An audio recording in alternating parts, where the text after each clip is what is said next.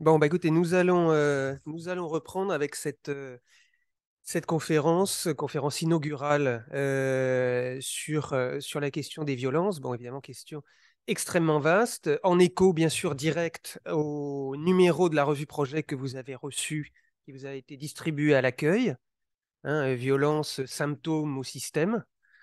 Puisqu'évidemment, bon, là, il va s'agir dans un premier temps quand même d'opérer un travail de caractérisation, de typologie, de mise en perspective de cette question, bon, qui est effectivement très très vaste.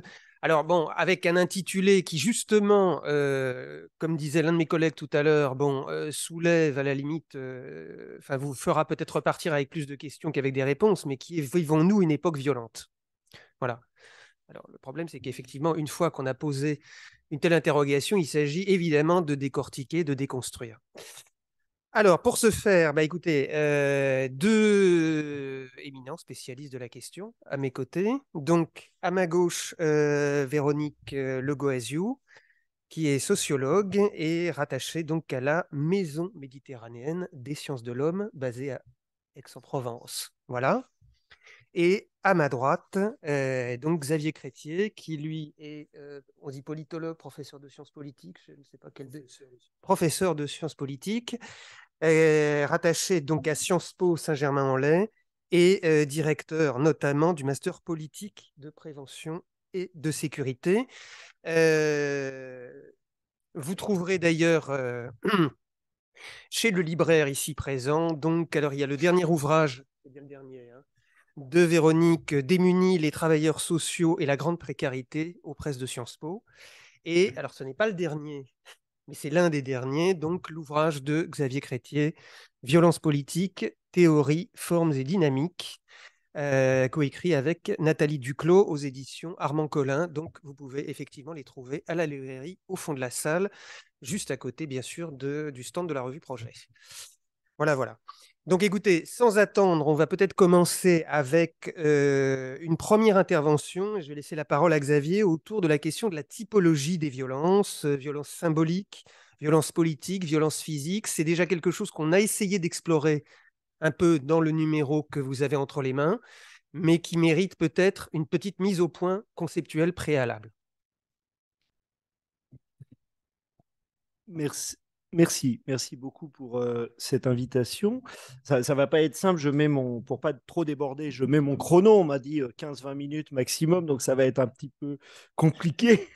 Euh, alors, oui, en effet, quand on parle des violences, c'est assez large. On pourrait parler des violences politiques, des violences sociales, des violences délinquantes, domestiques, sexuelles. On parle de énormément de types de violences différents. Peut-être proposer une typologie déjà un peu basique qui serait l'opposition entre ce que certains auteurs ont appelé des violences non violentes, c'est-à-dire les violences symboliques, dit autrement, et les violences physiques. Hein. Ce sont deux types de violences. Il y a les violences symboliques et les violences physiques. Les violences symboliques, on fait appel à quoi en général? Il y a peut-être quatre grands auteurs qui ont essayé de creuser un peu cette notion. Le premier, peut-être le plus ancien, le moins connu, c'est Johan Galtung, qui est un des fondateurs du Peace Research Institute of Oslo, un Norvégien, qui a évoqué la notion de violence structurelle. Chez Galtung, il y aurait de la violence dès lors qu'il y aurait un empêchement manifeste de réalisation d'attentes qui sont considérées comme des attentes normales et légitimes.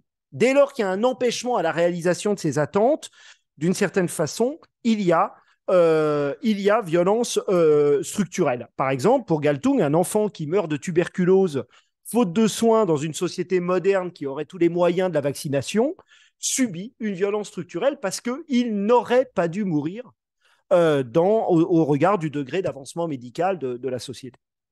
Le deuxième auteur, beaucoup plus connu, c'est bien sûr Michel Foucault. Michel Foucault, philosophe, qui va montrer comment des discours raisonnables, sertis de vérité, peuvent produire des mécanismes d'exclusion à l'encontre des plus marginaux, que sont par exemple les fous, les déviants sociaux, ceux qu'on pourrait appeler les déviants sexuels, en tout cas à certaine époque, etc. Il montre que la violence ne s'exprime pas que par les armes, mais elle va aussi s'exprimer par le biais du savoir. On sait chez Foucault à quel point le savoir est la clé d'entrée du pouvoir, est une façon, la première marche du pouvoir, et il pointe l'existence de micro-violences dans les instituts d'état du savoir que sont les universités, les hôpitaux, toutes ces institutions, les écoles, la justice, toutes ces institutions que d'aucuns marxistes appelleraient ces appareils d'État, toutes ces institutions qui ont comme tâche de discipliner les corps et de discipliner les visions du monde.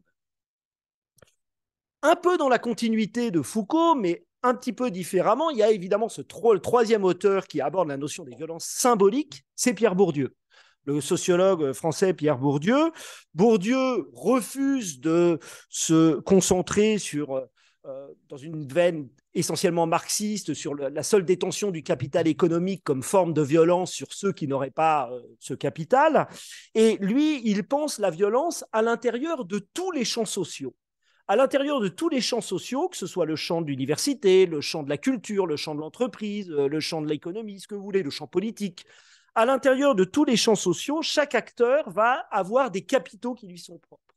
Et la violence s'opère dans les luttes entre acteurs au sein des champs pour imposer le degré de classification du champ, en tout cas la hiérarchie du champ, pour imposer comme légitime la position des dominants au sein du champ. Chacun va essayer donc d'imposer une bonne vision du champ comme étant la vision dominante, la vision acceptable par tous, mais une vision qui évidemment va servir les intérêts de ceux qui les imposent.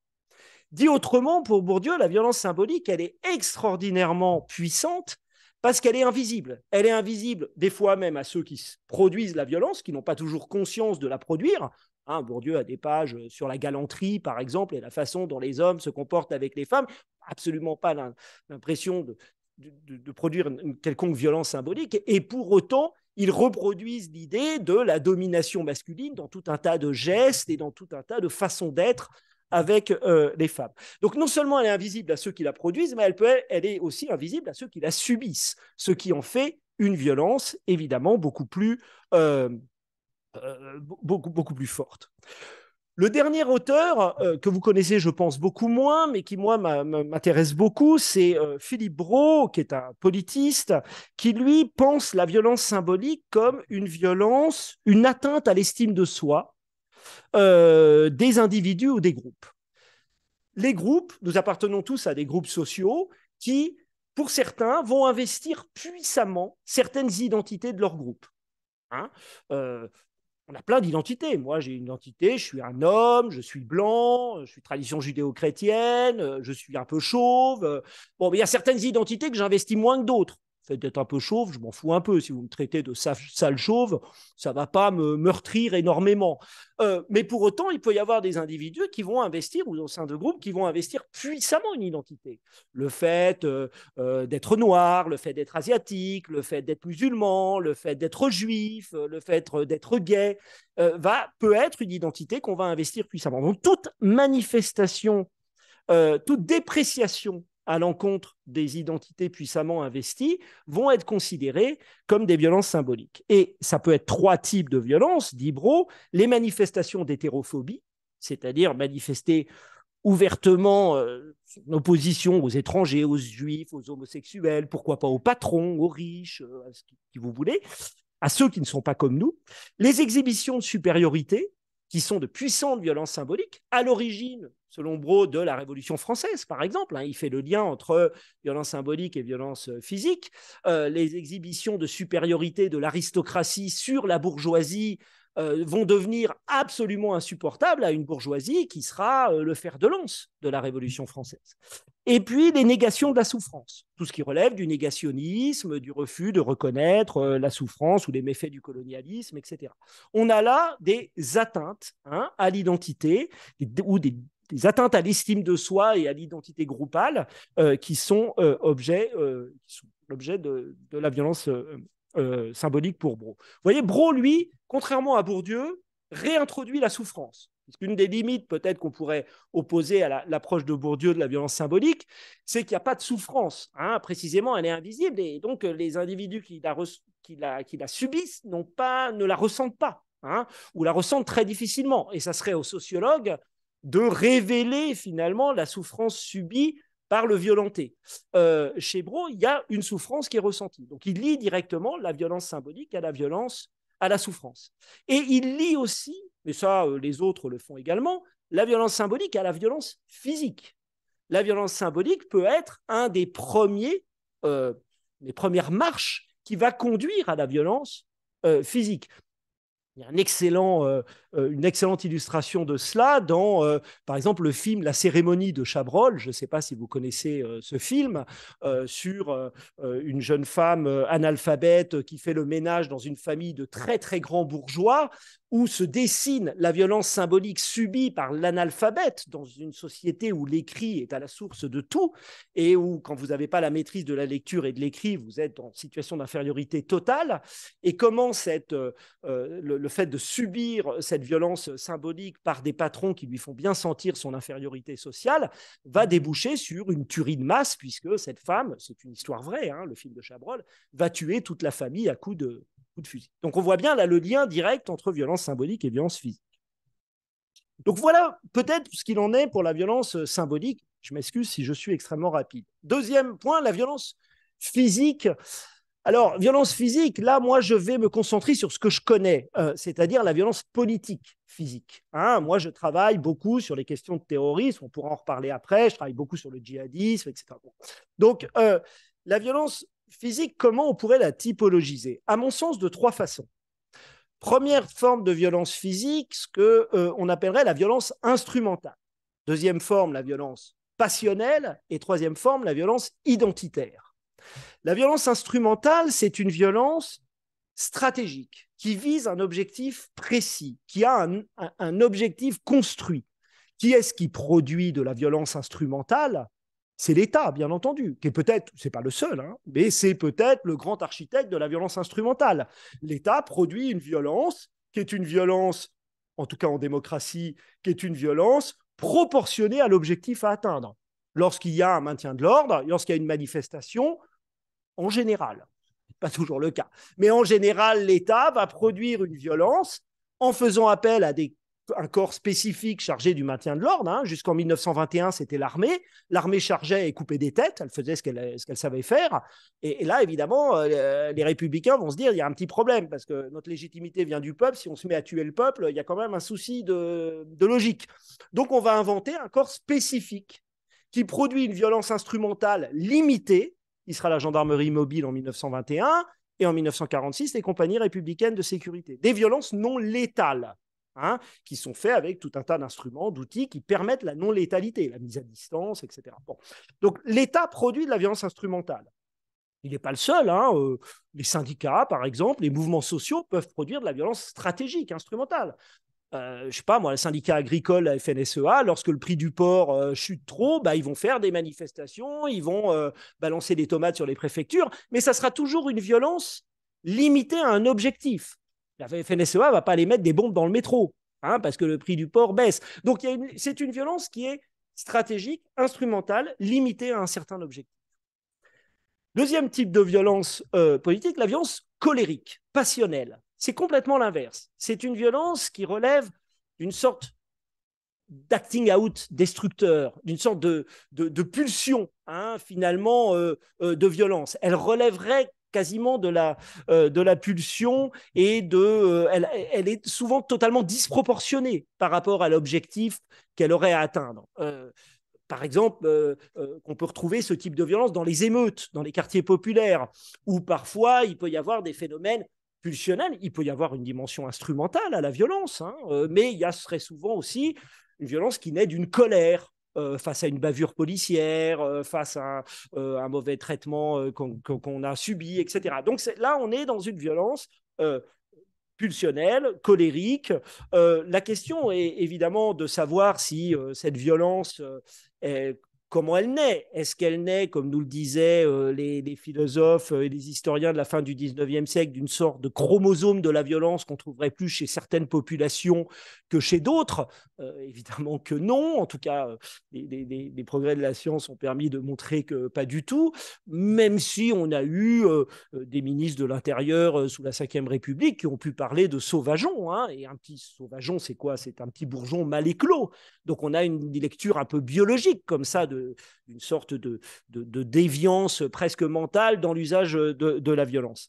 Je pense que les phénomènes de violence passionnelle, ils sont souvent acquis, ils s'apprennent très souvent hein, dans certaines microsphères, les hooligans, les mouvements skinhead, etc., où la violence est entretenue et valorisée, où il y a un ethos de la violence qui va être pratiquée. Troisième définition de la violence identitaire. Violence identitaire, la violence, là, elle a trait directement à l'identité. Soit qu'il s'agisse d'une violence d'affirmation identitaire, une violence qui va servir à construire l'identité du groupe qui la pratique. D'une certaine façon, le maintien de l'ordre, typologie valent ce qu'elle vaut, hein, on peut toujours bouger, mais le maintien de l'ordre est une violence instrumentale, c'est aussi une violence identitaire. Un corps de CRS, c'est l'État en action, c'est l'État qui se montre, c'est l'État qui s'affiche dans l'espace public. Donc, la violence identitaire, ça va être une violence qui va servir à afficher le groupe qui prétend l'utiliser. Moi, j'ai beaucoup travaillé à une certaine époque sur le FLNC en Corse, le mouvement clandestin nationaliste en Corse. Vous avez tous peut-être en tête ces espèces de mascarades de types cagoulés avec des armes dans le maquis qui sont filmées, des armes qui ne sont jamais utilisées, hein, quasiment jamais, hein, puisqu'ils n'utilisent que des bombes artisanales avec de l'explosif agricole, mais on montre complaisamment des grosses kalachnikovs, vous avez 50 gugus avec des cagoules, etc. Ça ne sert à rien, si ce n'est à afficher l'existence du peuple corse en lutte. Hein, on a une violence qui sert à un affichage identitaire. Et dernier point, c'est la violence de déni identitaire. Là, c'est l'inverse. C'est une violence qui ne sert pas à affirmer l'identité, mais à dénier ou renier l'identité de ceux qui la subissent, et non pas afficher l'identité de ceux qui la pratiquent. Alors, ça peut être évidemment les violences génocidaires, à commencer par la Shoah. La Shoah, c'est difficile de la penser comme une violence colérique, passionnelle, ou de la penser comme une violence instrumentale. La Shoah avait quelque chose de absolument pas rationnel. Hein. Pourquoi conserver des SS jusqu'au bout à exterminer des Juifs alors que le front russe et le front américain avançaient de partout et que ces SS auraient été peut-être bien mieux en train de lutter. Donc il y avait une dimension qui était proprement presque un peu irrationnelle dans la Shoah qui ne permet pas d'en parler strictement comme une violence instrumentale. Il me semble que c'était aussi une violence identitaire, une violence de déni de l'identité d'un groupe particulier. Les Juifs ne sont pas des hommes, et pour montrer que ce ne sont pas des êtres humains, que ce sont des animaux, des rats, des poux, etc., il faut les mettre en scène cette sous-identité à l'intérieur de la logique concentrationnaire. La violence concentrationnaire est une violence de déni de l'identité d'humain de ceux qui la subissent, comme la violence sexuelle dans les viols de masse en Bosnie ou ailleurs, a été aussi une violence de déni de l'identité féminine, lorsque la femme n'est plus qu'un ventre servant à la colonisation, ce que les Serbes appelaient la colonisation par les ventres, la colonisation ethnique par les ventres, lorsqu'elle n'est plus qu'une matrice de reproduction, elle n'est plus un être humain en soi, c'est véritablement là ce qu'on peut appeler une violence de déni d'identité. Voilà, donc violence instrumentale, violence passionnelle, violence identitaire. Désolé, j'ai un peu le sentiment d'avoir été extrêmement vite, mais j'ai tenu les temps. Rapide mais clair. Merci Xavier pour ce débroussaillage qui évidemment ne suffirait pas à épuiser peut-être toutes les typologies des violences.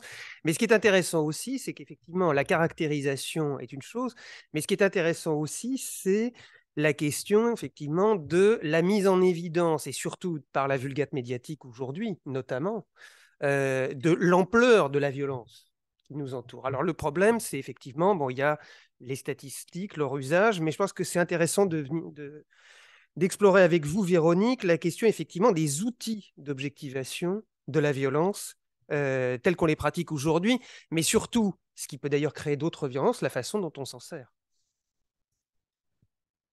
Oui, bonjour à toutes et tous. Ravi d'être parmi vous. Alors, je vais prendre le même objet que Xavier, mais par un autre bout. En fait, on ne va pas arrêter de faire ça, parce que c'est un objet tellement complexe que vous avez choisi de traiter, qu'on pourrait y être encore dans plusieurs années. Et il y a plusieurs façons de l'attraper d'une certaine façon. Et en préparant cette rencontre avec Xavier et Benoît, on s'est dit que ce serait intéressant de vous livrer quand même quelques éléments de connaissances sur les outils ou les éléments dont on peut disposer qui permettent plus ou moins de dire que nous vivons dans des sociétés violentes ou pas, voire même qui permettent à certains ou à certaines de dire que nous vivons dans des sociétés moins ou plus violentes que par le passé. Sujet on ne peut plus casse-gueule, c'est évident, parce que moi je mets au défi quiconque de pouvoir prouver d'une façon ou d'une autre que nous vivrions dans des sociétés plus ou moins violentes que par le passé. Mais néanmoins, de quoi dispose-t-on pour éventuellement arriver à une telle conclusion, au fond? Conclusion à laquelle peuvent arriver les différents ministres de l'Intérieur, ça fait partie de leur boulot d'ailleurs, lors de la conférence de presse annuelle qu'ils donnent. On va y arriver là, sous peu, en général c'est vers février-mars, parce qu'ils sont munis des fameuses statistiques alors de la délinquance et de la criminalité, on les appelle en jargon policier ou pénal, qui recouvrent des actes violents, bien évidemment, et statistiques à partir desquelles le ministre en place peut dire que la délinquance et la violence augmentent ou que la délinquance ou la violence diminue. Mais comment diable peut-il l'affirmer, entre guillemets? Alors, ces outils, je vais faire comme Xavier, je vais passer très très vite. Je pense qu'il est d'autant plus important pour vous de les connaître dans vos professions, dans vos engagements, mais également en tant que citoyen d'une certaine façon. Et je pense que tout citoyen et toute citoyenne devrait les connaître, d'autant qu'ils sont pas compliqués. La violence existe depuis la nuit des temps, ça c'est un grand scoop. Et depuis la nuit des temps aussi, on s'interroge sur les causes de la violence. Alors sur les types de violence, Xavier en a évoqué quelques-uns, et sur les fameuses causes de la violence. Pourquoi on a envie de tuer, de violer, de voler, de dégrader, d'abîmer, d'insulter, il doit bien avoir des raisons pour cela. Et depuis la nuit des temps aussi, les pouvoirs publics, de façon très très large, essayent, sinon de la combattre, en tout cas de la contrôler, et plus tardivement, de la mesurer. En gros, on essaye de mesurer, pour faire vite, hein, là aussi, on peut pas aller dans la nuance, si je puis dire, dans ces exposés, mais on essaye de poser un outil scientifique, statistique, un calcul sur la délinquance, la criminalité et les violences depuis la deuxième moitié du 19e, pour aller vite, hein. On pourrait montrer qu'en réalité, ça a commencé un peu avant, etc. Mais en gros, depuis l'éclosion et l'élaboration de ce qu'on appelle la statistique publique. Et c'est pas pour rien que c'est à cette époque-là qu'on a voulu poser un savoir dit scientifique, en tout cas sur cette question de la délinquance et de la violence. Alors aujourd'hui, on dispose de deux grands types d'outils qui permettent de dire ou pas, ce sera la conclusion de ce premier propos, vous verrez dans quelques minutes, que nous vivons dans des sociétés violentes, plus ou moins violentes que par le passé. Il y a d'un côté ce qu'on appelle les outils ou les statistiques dites administratives et officielles, en tout cas c'est comme ça qu'on les appelait encore il y a quelque temps, qui regroupe d'un côté les statistiques policières et les statistiques judiciaires. Ça fait un premier bloc. Et de l'autre côté, il y a les outils inventés par les chercheurs, qui sont un peu des empêcheurs de tourner en rond et qui assez rapidement se sont dit on ne va pas pouvoir se contenter des statistiques policières et judiciaires, il va falloir qu'on amène nos propres outils d'une certaine façon. Et dans ce deuxième bloc, c'est les enquêtes de victimation et les enquêtes de délinquance auto-reportée. Je vais dire un mot sur chacun de ces outils. Alors, les plus anciennes sont les statistiques judiciaires. L'institution judiciaire, depuis même bien avant le 19e, on ne va pas faire de l'histoire de la statistique publique ici, établit des comptes et les premiers calculs que l'on a fait, c'est notamment sur les condamnations. On a commencé à se poser la question de savoir qui étaient les personnes condamnées, combien il y en avait, est-ce que ça évoluait d'une année sur l'autre, qui étaient-elles, qu'est-ce qu'elles avaient fait, etc., etc. La justice, aujourd'hui, a des statistiques sur les personnes condamnées. Elle a également tout ça est en ligne, extrêmement facilement accessible. En tout cas, pour le ministère de la Justice. Le ministère de l'Intérieur, c'est un peu plus compliqué. En tout cas, pour avoir affaire aux données brutes. On a affaire qu'à des données déjà travaillées. C'est bien le problème. Mais les données du du ministère de la Justice sont plus facilement appréhendables par les chercheurs. Et vous pouvez trouver vraiment tout ça facilement accessible sur le site du ministère de la Justice à travers moult publications qui sont vraiment à votre disposition. Celles qui nous intéressent sont ici, cet après-midi, plutôt les statistiques policières. Alors, il s'agit de quoi? Elles existent depuis 1974, donc elles ont le mérite d'être un outil déjà ancien qui nous permettent de voir les évolutions. Parce qu'au fond, un chiffre, À lui tout seul, ça ne veut pas dire grand-chose. Le fait qu'il y ait aujourd'hui quelque chose comme pas loin de 900 homicides par an, est-ce que c'est beaucoup? Est-ce que c'est pas beaucoup?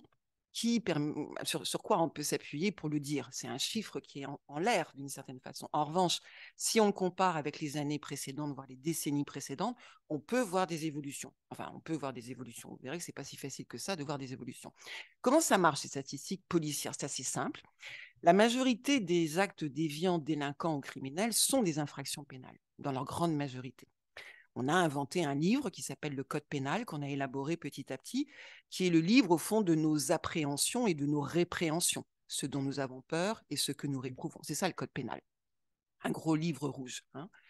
Et ce qui fait que la majorité, la très très grande majorité des actes dits violents sont des infractions pénales. Si bien que les services de police et de gendarmerie, quand est porté à la connaissance un comportement qui est une infraction pénale, ils vont cocher une petite case.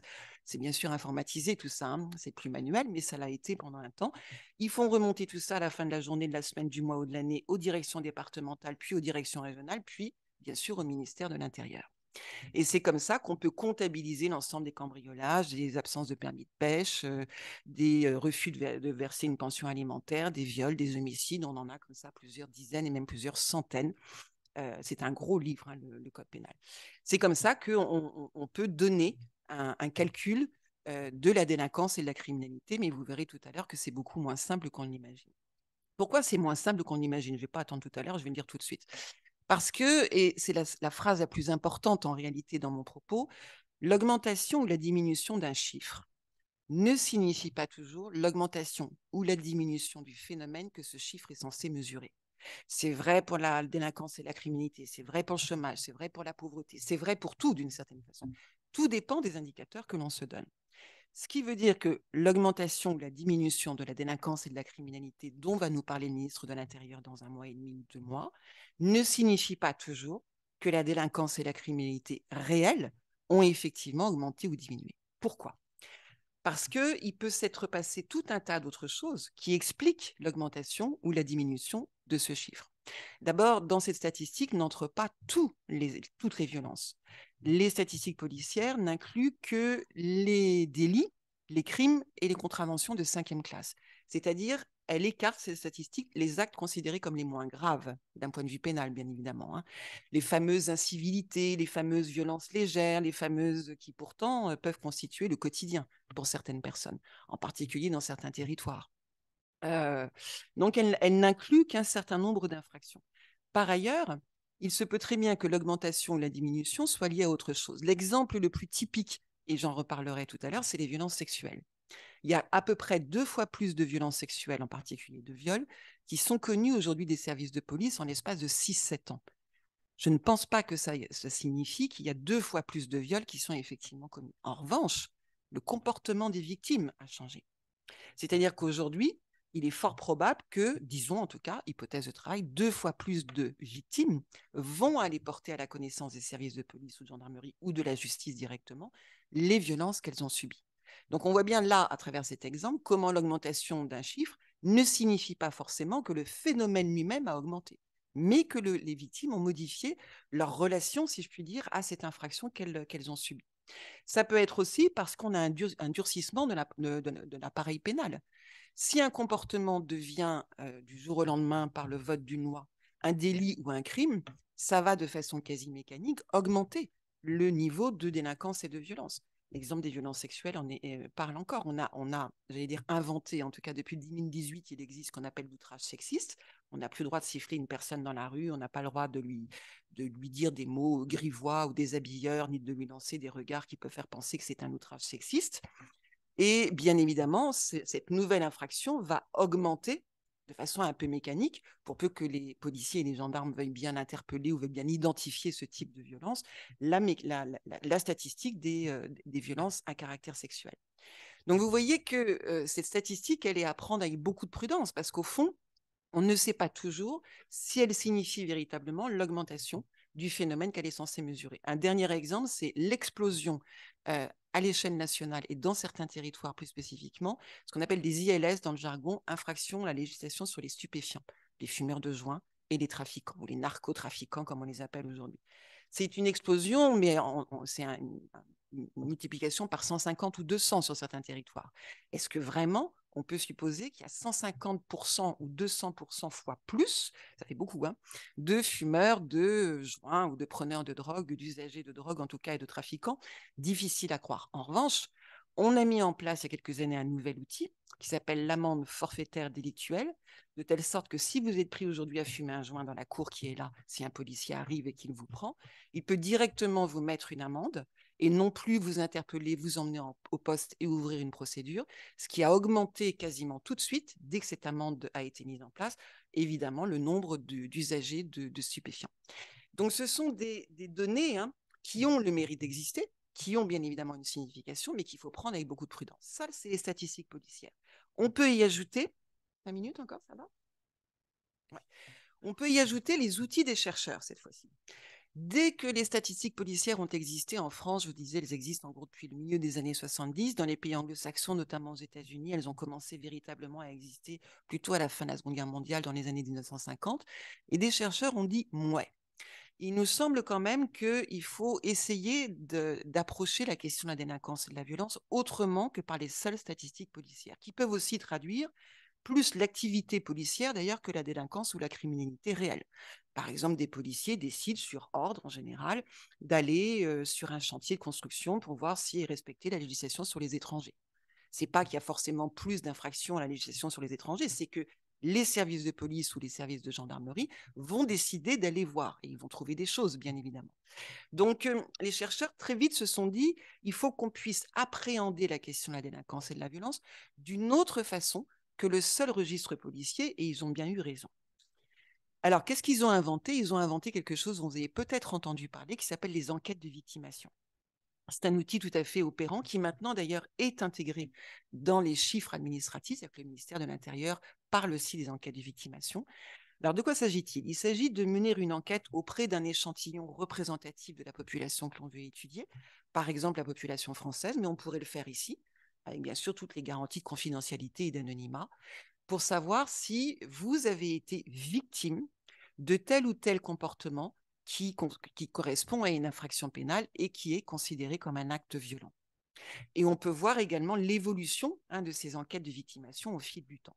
En France, elles sont routinisées depuis 2006. C'est-à-dire qu'en gros, depuis 2006-2007 très précisément, on en fait tous les ans et on peut voir ainsi quel est le nombre de personnes qui se disent victimes, de quoi se disent-elles victimes, qui sont-elles, le sexe, l'âge, le lieu de vie, voilà, ce qui nous permet d'approcher la question de la délinquance et de la violence d'une autre façon, encore une fois, par l'entrée victimation d'une certaine façon. Donc un outil qui, parce que ce serait trop simple, ne dit pas forcément la même chose que les statistiques policières. C'est-à-dire qu'on peut avoir une augmentation des statistiques policières et des données en matière d'enquête de victimation qui restent stables, voire qui diminuent. Il y a donc un schmout d'une certaine façon. Et toute la difficulté, c'est d'arriver à accorder tout ça. Et le dernier outil auquel malheureusement en France on fait très peu appel, un peu plus à l'étranger, notamment dans les pays européens, mais pas énormément, c'est les enquêtes de délinquance auto-reportées. On pourrait faire cette enquête ici avec toutes les garanties de confidentialité et d'anonymat. Je pourrais vous poser la question de savoir si vous avez été auteur d'un certain nombre de comportements qui sont des infractions pénales. Là, il faut blinder le truc. Ce n'est pas au service policier qu'on va demander ça, bien évidemment. C'est des chercheurs qui font ça. Avec, je le répète, tout ce qu'il faut pour blinder la confidentialité et l'anonymat. Il n'y a aucun risque quand on sort de la salle. Et c'est une autre façon, tout à fait intéressante et pertinente aussi, d'appréhender la question de la délinquance, de la déviance, de la violence, des pénalités et des illégalismes par un échantillon représentatif d'une population que l'on veut étudier pour savoir si telle ou telle personne a commis. On a des surprises quand on fait des enquêtes de délinquance autoreportée, parce qu'on pense souvent homicide, on pense souvent à des actes graves. Ça peut être fraude dans les transports en commun, ça peut être vol à la roulotte ou à la devanture d'un magasin, ça peut être insulte, menace, violence verbale, ça peut être violence physique légère. On n'est pas forcément dans des violences d'un taux de gravité important. C'est d'ailleurs pour ça qu'on en ramasse beaucoup plus sur le plan statistique, puisque je vous disais que les statistiques policières, elles, n'enregistraient que les délits, les crimes et les contraventions de 5e classe. Et quand on fait des enquêtes de délinquance autoreportée, mais malheureusement on en fait très très peu, on n'arrive pas à trouver les financements nécessaires pour les faire, eh bien, ils ne disent pas forcément la même chose que les enquêtes de victimation, lesquelles, je vous l'ai dit, ne disent pas forcément la même chose que les statistiques policières et gendarmeries. C'est pour ça qu'au final, il est extrêmement difficile de pouvoir répondre à la question que vous avez décidé de poser, qui est de savoir si nous vivons dans des sociétés violentes. Parce qu'il faudrait se donner une définition extrêmement draconienne, rigoureuse de ce que nous entendons par violence. Il faudrait déjà se mettre d'accord, nous, et à mon avis, on aurait déjà du mal, de pouvoir mesurer, si tant est que ce soit possible, le contenu que l'on donne à cette définition ou à ces définitions de la violence, et en plus de voir l'évolution au fil des années. C'est pour ça qu'il y a, Benoît le disait et je termine là-dessus, forcément dans la réponse à cette question une dimension politique et une dimension partisane. C'est un sujet chaud, le sujet de la violence. Pourquoi ? Parce qu'il fait partie de l'agenda politique aujourd'hui et tous les personnels politiques, quelle que soit l'échelle à laquelle ils interviennent, à l'échelle du gouvernement, à l'échelle de municipalité, à l'échelle du petit village où j'habite, tous les politiques sont plus ou moins en charge de régler cette question de la violence et de faire en sorte que leurs concitoyens n'aient pas trop à en souffrir. Donc c'est bien évidemment un sujet dont chaque personnel politique se saisit et essaye de le mettre à sa sauce d'une certaine façon. Donc va plutôt estimer que nous vivons dans des sociétés violentes ou plus violentes que par le passé, ou va plutôt estimer que nous vivons dans des sociétés moins violentes que par le passé. Et là, ce qui est intéressant, c'est de savoir pourquoi. Pourquoi est-ce qu'à un moment donné, on estime, on dit, on élabore, on partage dans le discours public que nous vivrions dans des sociétés plus ou moins violentes et réciproquement. Quels sont les enjeux en fait qu'il y a à poser une telle affirmation, à dire que ça diminue ou à dire que ça augmente? Ça, c'est un grand débat, enfin une grande thématique du débat public. Alors, merci beaucoup à nos deux intervenants déjà pour ce premier éclairage. Donc effectivement, on a vu quand même la partie typologie, plutôt avec Xavier, la partie outils d'objectivation et de mesure avec Véronique. Et ce que souligne, c'est un petit peu le fil conducteur, le propos de Véronique comme de Xavier, c'est qu'effectivement, c'est quand même cette distorsion, ce schmout, entre effectivement l'appréciation du phénomène violent, enfin des phénomènes violents, leur perception, leur réception. Et c'est pour ça que peut-être sur cette deuxième partie, avant de vous laisser la parole après, et de susciter évidemment de l'échange, puisque c'est quand même ça le cœur du débat, mais c'est peut-être effectivement de revenir sur deux formes de violence, justement, qui sont extrêmement présentes dans le débat public aujourd'hui et qui permettent justement d'apprécier alors au plus près cette distorsion. Donc pour ça, effectivement, on va revenir sur la question de la violence politique avec Xavier, puis avec Véronique sur la question des violences sexistes et sexuelles qu'elle a d'ailleurs évoquées. Xavier. Alors, en fait, là, ça dépend un petit peu de quoi vous voudriez que je parle en matière de violence politique. Parce que, parce que ça peut être important de dire d'abord. Ouais. Quand même une chose, souvenez-vous quand même de cette phrase qui a marqué les esprits, quand même, qui était celle du président de la République actuelle, qui a dit à propos des violences policières qu'il n'y en avait pas. Oui. Bon. Alors, évidemment, ça a fait quand même beaucoup réagir. C'est un petit peu difficile de dire qu'il n'y en a pas. Bon, on l'a vu d'ailleurs dans le contexte actuel de la réforme des retraites. Et le problème, c'est qu'effectivement, quand on dit violence politique, aujourd'hui, par exemple, dans nos sociétés, on va avoir tendance à dire « Ah bah non, non, puisque bon, la violence politique, en gros, était l'apanage des dictatures ou de régimes, voilà, de régimes autoritaires, voire totalitaires. » Alors, oui, si on veut s'intéresser, en effet, est-ce qu'il y a de la violence politique en France et s'il y en a, qui la pratiquent? Alors oui, il y a de la violence politique en France. Il se trouve qu'avec ma collègue Isabelle Sommier, on a constitué, ça renvoie à ce que vient de dire Véronique, une grosse base de données qui est toujours en cours d'actualisation sur la réalité de la violence politique en France. Voilà. Alors déjà, il fallait la définir, ce qui était véritablement une violence politique. Mais voilà, quels étaient les acteurs qui pratiquaient la violence politique et quelle était cette forme de violence politique? Ça a donné lieu à un très gros livre, qui est là-bas d'ailleurs, un très gros bouquin qui repose sur cette dimension objectivée. Notre idée, c'était d'essayer justement alors pas avec une très grande profondeur historique, parce qu'on commence en 1986 jusqu'à l'épisode des Gilets jaunes. Donc, voilà. Mais sur cette période-là, qui est une période d'à peu près 30 ans, 40 ans, sur cette période-là, on a essayé de mesurer les auteurs et les faits. En gros, vous avez 5 familles, 5 groupes qui peuvent pratiquer la violence politique. Vous avez les violences idéologiques dites ultra-droite, ultra-gauche, essentiellement. Hein, voilà, vous avez ce groupe-là. Vous avez les violences séparatistes en France qui sont essentiellement celles des Corses, même si on peut rajouter un tout petit peu les Bretons et un petit peu plus les Basques, mais ça reste une dominante corse. Je vous donnerai des chiffres et vous verrez à quel point c'est vrai.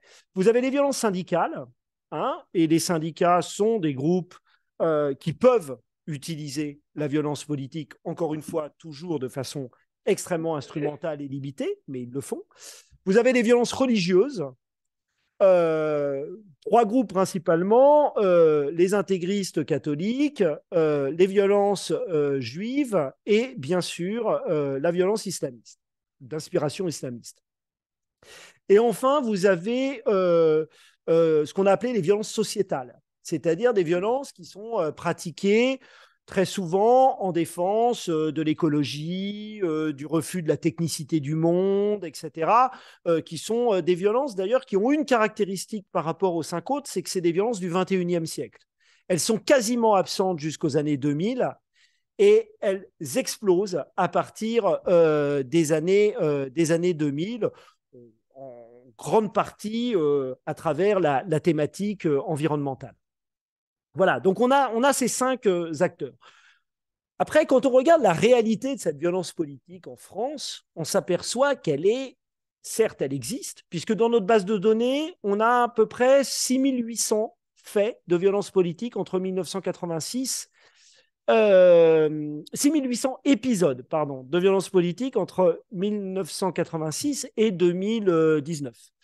Et ça correspond, parce qu'un épisode peut avoir plusieurs faits, ça correspond à un peu moins de 10 000 faits. Bon, 10 000 faits de violence, ça peut paraître très important. Et en même temps, quand on regarde la réalité de ces faits de violence, il y a une très faible létalité de la violence. C'est-à-dire ce qu'on appelle les assassinats, hein, les homicides intentionnels, les assassinats politiques, c'est extrêmement faible. Hein. Et à 70%, les assassinats politiques sont le fait des djihadistes. Et donc sont concentrés dans les périodes 1986, les attaques du Hezbollah sur Paris, 1995, les attaques des groupes islamiques armés sur Saint-Michel essentiellement et aux environs, et bien sûr, à partir de 2015, les attaques Al-Qaïda et Daesh. Voilà. Donc, mais ça, c'est l'essentiel des assassinats. Si vous regardez dans le détail, les violences syndicales ne font aucun assassinat. Sur les violences idéologiques, les assassinats sont quasiment tous le fait de l'ultra-droite, jamais de l'ultra-gauche. L'ultra-gauche est très fort et produit énormément de violence en matière de destruction, en matière d'obstruction, en matière de dégradation de biens publics, etc., lors des manifestations type Black Bloc ou autres, mais très peu de violence homicidaire. La violence homicidaire idéologique, quasiment à 100%, puisque je crois qu'il y a un seul cas de violence d'ultra-gauche, c'est l'ultra-droite, c'est-à-dire des violences haltérophobes, des violences antisémites, des violences racistes qui sont faites par des groupes, voilà, des gens qui se croisent, ils se battent, un coup de couteau, etc. C'est ce type de violence-là. Les syndicats ne produisent pas du tout de violence homicidaire. Et alors, oui, les violences séparatistes, oui. Les violences séparatistes, il y a une partie de violence homicidaire qui est beaucoup moins forte que ce qu'on pourrait croire. La Corse, c'est à peu près 80 homicides. Je parle en Corse, attention, je parle des assassinats politiques, hein, c'est-à-dire des assassinats commis par des organisations politiques.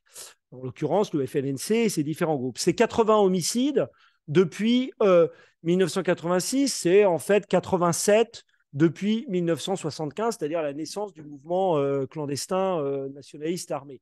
Donc c'est Vous me direz, c'est beaucoup, mais en 50 ans de lutte, 80 morts, bon, c'est pas énorme. Surtout quand vous regardez qui sont ces morts. Puisque sur ces 80 homicides, la moitié sont des nationalistes, c'est-à-dire qu'ils se tuent entre eux. Hein.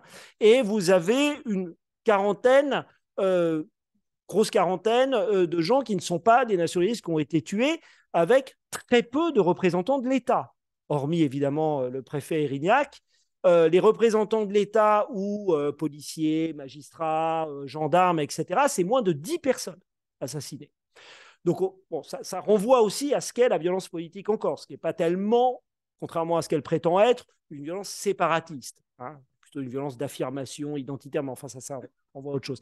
Voilà, donc voilà, on a à peu près 80 homicides, on en a à peu près 13 ou 14 de mémoire au Pays Basque, et il me semble un en Bretagne. Donc, on a une violence homicidaire séparatiste, mais qui est quand même pas extraordinairement forte. Hein. Donc, le reste des faits, c'est des violences de dégradation, d'affrontement, de destruction, etc., qui se retrouvent avec, évidemment, chaque groupe qui va avoir ses particularités. Dans les violences, par exemple, religieuses, il est très clair que les violences, la pratique des intégristes catholiques, c'est l'obstruction. Hein. Plus de 80% des obstructions sont le fait des catholiques intégristes. Et les 20% restants, quasiment, sont le fait des syndicalistes. Hein. Donc, c'est des obstructions essentiellement dans la lutte contre l'IVG, des obstructions à l'entrée de cliniques qui pratiquent l'avortement, etc. Donc, ce qui est intéressant, c'est de voir que chaque groupe, d'une certaine façon, a sa spécificité en matière de violence. Hein. Les rixes, les agressions, ça va être l'ultra-droite. Les obstructions, c'est les catholiques intégristes. Les violences juives sont aussi beaucoup des violences d'agression individuelles, souvent à l'encontre, dans les années 80, de représentants du Front National et de plus en plus à partir du milieu des années 2000 de mouvements pro-palestiniens. Et voilà, donc on a des violences qui sont tout à fait... chaque groupe, d'une certaine façon, pratique son type de violence, mais ce sur quoi je voudrais insister, c'est que, en dépit du chiffre qui peut paraître relativement important, d'à peu près 10 000 actes de violence politique revendiqués, il se trouve que cette base de données ne doit pas être trop mauvaise, puisqu'on a été la présenter à la DGSI et qu'ils étaient très contents du résultat, parce qu'eux n'ont pas, hein, par ailleurs, cette base de données. Donc ça en dit quand même des choses, hein, que le service de sécurité intérieure français n'avait pas cette base de données, ne serait-ce que sur les Corses. Oui, un élément, par exemple, vous avez 10 000 actes de violence, la Corse à elle seule, c'est 4 000. Hein. Donc, c'est aussi une violence extrêmement localisée. Vous avez à peu près pas loin de 4000 attentats revendiqués par le FLNC depuis 1976 jusqu'à nos jours, avec une concentration très forte dans les années 80-90. Donc, la violence, non seulement elle n'est pas extrêmement létale en France, mais elle est aussi très concentrée sur certains territoires et certaines pratiques en lien justement avec l'idéologie séparatiste. Voilà.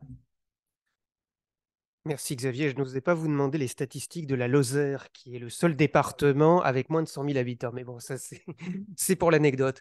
Alors, évidemment, c'est intéressant justement aussi de poursuivre sur le... Alors, là, voilà, bon, si on peut arriver justement sur ce second focus important, effectivement, compte tenu, on va dire, de l'ampleur du débat public qui tourne autour de ces violences, mais alors qui sont des violences extrêmement multiples, finalement, où la catégorisation a pris énormément de chemin, mais aussi parce qu'on en parle plus qu'avant, là, très nettement. Donc, évidemment, c'est la question des violences sexistes et sexuelles.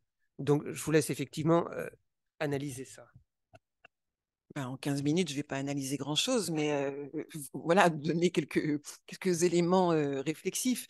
C'est vrai que les violences sexistes et sexuelles sont intéressantes parce qu'elles illustrent, notamment elles, il y en a d'autres, hein, mais elles illustrent vraiment bien la place que la question de la violence a pris aujourd'hui dans nos sociétés, la place importante qu'on leur attribue. Les violences sexuelles, à l'instar de toute autre forme de violence, existent depuis la nuit des temps. Il suffit de lire les grands textes classiques, que ce soit les grandes mythologies, les textes, les trois grands monothéismes, etc. Ça, voir que c'en est truffé d'agressions sexuelles, de viols, de meurtres. Enfin voilà, on n'est pas au pays des bisounours, hein, très clairement. Mais pendant longtemps, pour le caricaturer un petit peu, on pourrait dire que les violences sexuelles n'ont pas été considérées comme des violences, en fait, sauf dans les cas les plus graves, sauf lorsqu'elles touchaient soit des personnes particulièrement vulnérables comme des petits-enfants, ou lorsqu'elles étaient accompagnées d'actes de violence physique, voire de torture, ou lorsqu'elles étaient suivies de mort, ou alors quand il y avait une grande différence de classe entre l'auteur et la victime. Par exemple, un auteur de petites conditions qui agressait sexuellement ou violait une femme, parce que c'est plutôt dans ce sens-là que ça se passe, hein, depuis la nuit des temps et aujourd'hui encore, qui était, elle, bourgeoise ou noble, alors on pouvait en parler, ça pouvait faire du bruit et c'était considéré comme quelque chose de grave. Mais enfin, quand même, pendant longtemps, on estimait en tout cas que ce n'était pas une atteinte fondamentale qui était faite aux personnes qui les subissaient. Les violences sexuelles ont longtemps été considérées davantage comme des crimes d'honneur, en réalité, et des atteintes à l'honneur des maris, des pères, des religieux, si jamais ça pouvait concerner de Dieu éventuellement, si ça concernait des servantes ou des servants de Dieu, des maîtres à l'époque où l'esclavage existait encore, mais très rarement comme une atteinte véritable faite à celles et ceux qui les subissaient, en général plutôt celles. Et quand on voit aujourd'hui, elles étaient même à certains égards considérées comme banales, voire encouragées, notamment lorsque jeunesse devait se passer, enfin jeunesse masculine devait se passer, et qu'on estimait, ma foi, à l'époque où les relations sexuelles étaient bien plus normées qu'elles ne le sont aujourd'hui, et qu'en principe, on n'avait pas le droit d'avoir des relations sexuelles en dehors des lois du mariage, c'est pas si vieux en réalité, eh bien, on pouvait estimer que l'exutoire émotionnel qui était le viol collectif pouvait avoir un peu de sens pour ces jeunes garçons qui avaient les hormones au taquet, disons les choses comme elles sont, et qui pouvaient s'en prendre à une jeune fille qui passait par là. Voilà. Aujourd'hui, c'est l'inverse à peu près en tout point. C'est l'inverse. Alors, ça n'est pas né au mouvement MeToo en 2017, hein, bien évidemment. C'est le fruit d'une longue et lente évolution. Mais aujourd'hui, nous considérons les violences sexuelles comme des violences parmi les plus graves qui puissent être commises. Pour certaines et certains, elles sont même aussi graves que des meurtres ou des assassinats.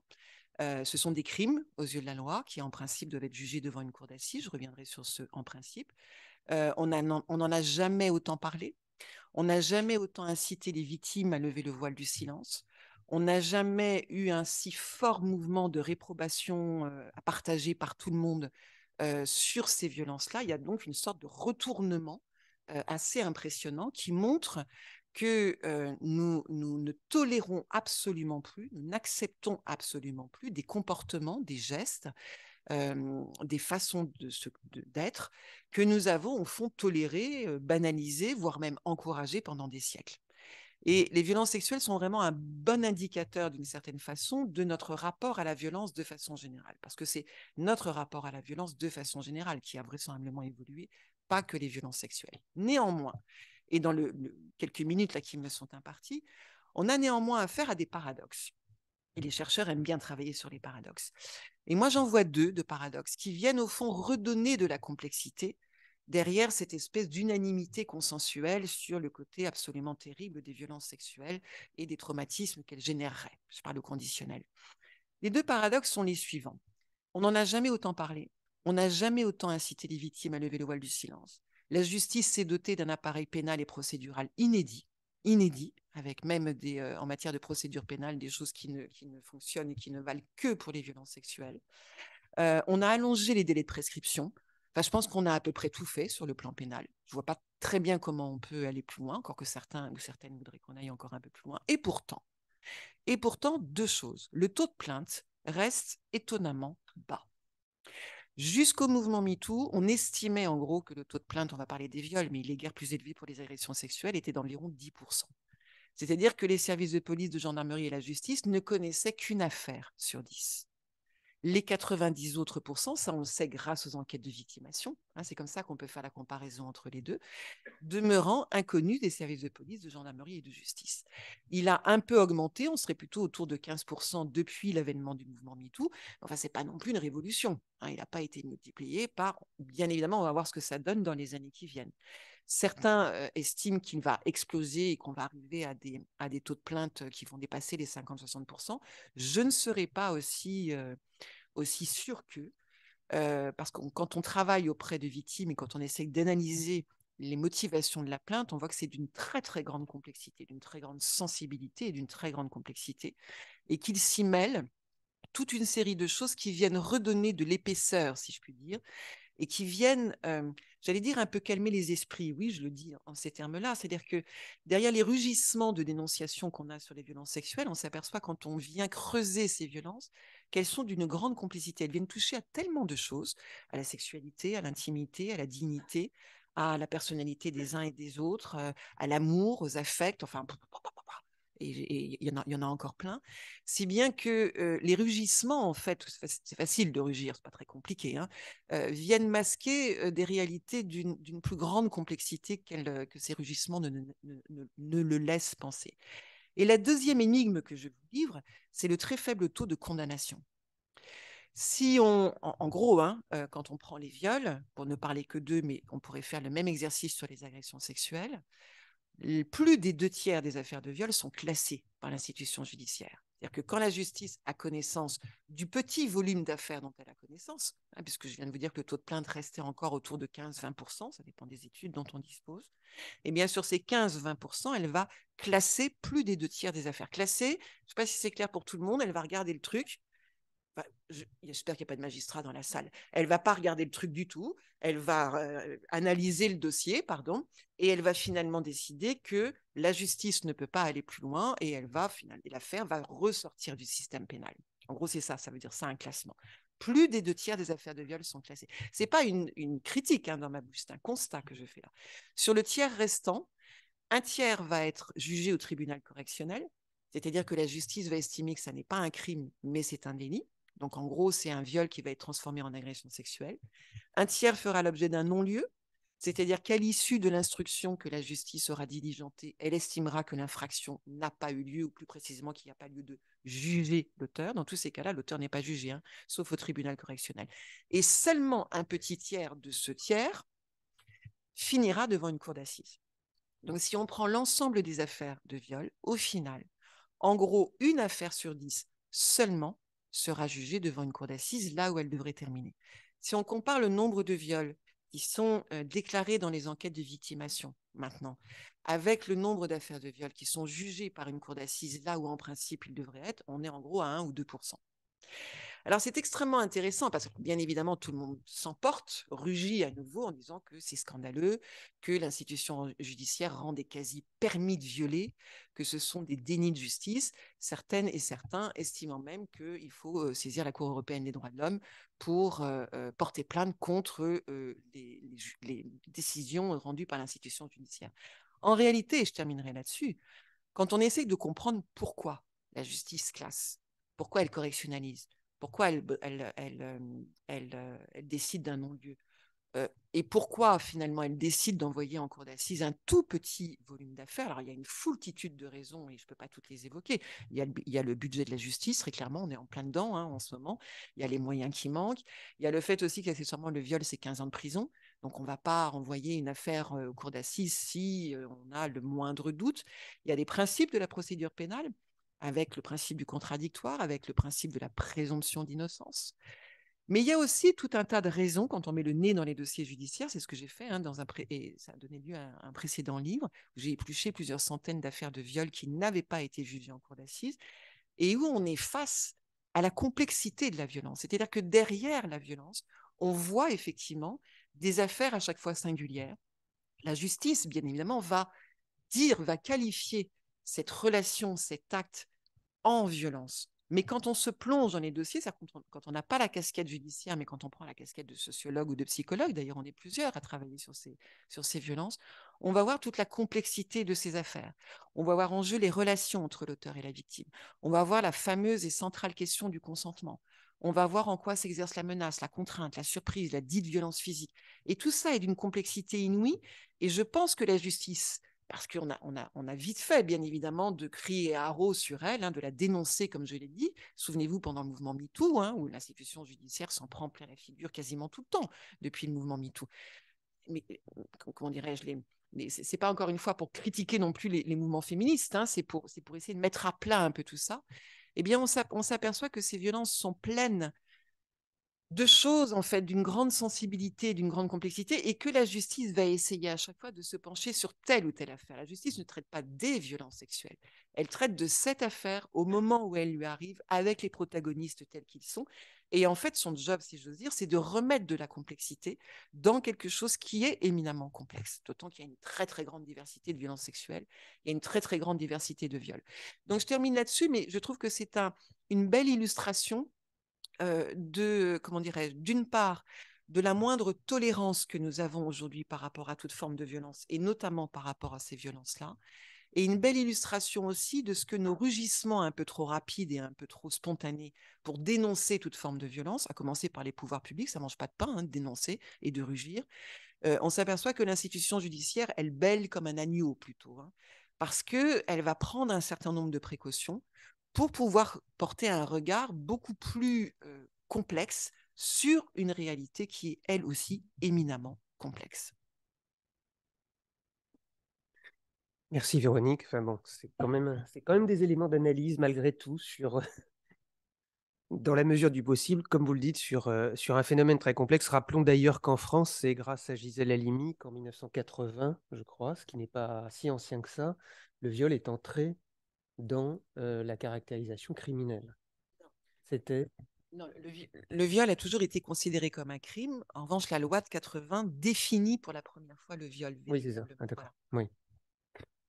Alors, bah écoutez, je pense que c'est le moment de créer l'échange entre vous et nos intervenants. Peut-être ce qu'on peut faire, alors je ne sais pas si l'équipe de formation en est d'accord, peut-être qu'on peut prendre 2, 3 questions, donner la parole et puis ensuite revenir à la salle.